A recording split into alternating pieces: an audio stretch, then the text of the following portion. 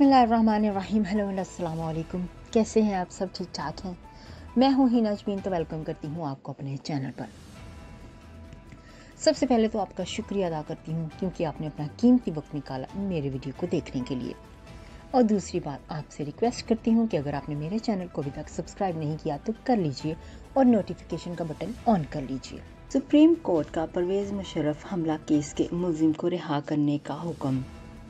Supreme court ने साबिक सदर परवेज़ मुशर्रफ पर हमले केस के मुलजिम राना तनवीर को रिहा करने का हुक्म दे दिया। मीडिया रिपोर्ट्स के मुताबिक सुप्रीम कोर्ट में साबिक सदर जनरल रिटायर परवेज़ मुशर्रफ पर हमले के इल्ज़ाम में गिरफ्तार मुलजिम राना तनवीर की सज़ा के खिलाफ समाअत हुई। जस्टिस सरदार तारिक मासूद की सरबराही में 3 रुकनी बेंच ने केस पर समाअत की। दरख्वास्त गुजार के वकील हशमत हबीब ने दलाइल देते हुए कहा कि राना तनवीर की उम्र कैद की सज़ा पूरी हो चुकी। सज़ा पूरी होने के बावजूद मेरे मुवक्किल को रहा नहीं किया जा रहा।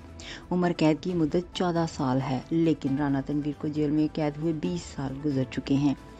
सुप्रीम कोर्ट ने फ़रक़ीन के दलाइल सुनने के बाद केस का फैसला सुना दिया। अदालत उज़्मा ने मुलजिम राना तनवीर को रिहा करने का हुक्म दे दिया। याद रहे, राना तनवीर 2003 को पिंडी पंप हमला केस में गिरफ्तार किया गया था। सुप्रीम कोर्ट ने राना तनवीर को 2005 में उम्र कैद की सज़ा सुनाई थी। ताहम जेल हुक्काम की जानिब से सज़ा पूरी होने के बावजूद राना तनवीर को रिहा नहीं किया जा रहा था।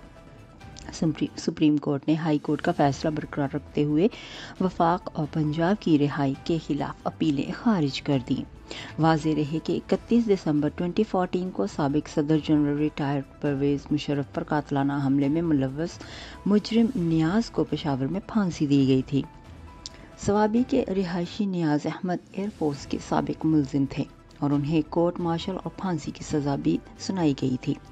बाद 9 जनवरी 2015 को साबिक फौजी सदर जनरल परवेज़ मुशर्रफ पर हमले के एक मुजरिम को रावलपिंडी की अडियाला जेल में फांसी दी गई क्योंकि सीनियर टेक्नीशियन खालिद महमूद पर परवेज़ मुशर्रफ पर हमले का इल्ज़ाम साबित हुआ था।